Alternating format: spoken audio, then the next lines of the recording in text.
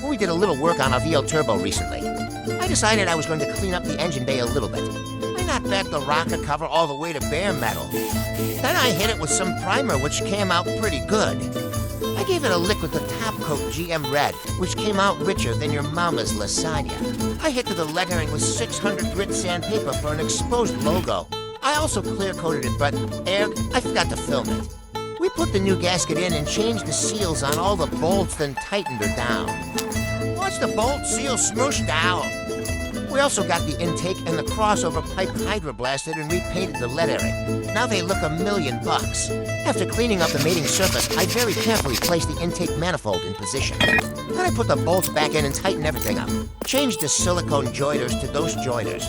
Oh, and we put on our all-new 3.5-inch pod filter to a B30 MAF adapter with a tapered bell mouth to maximize flow.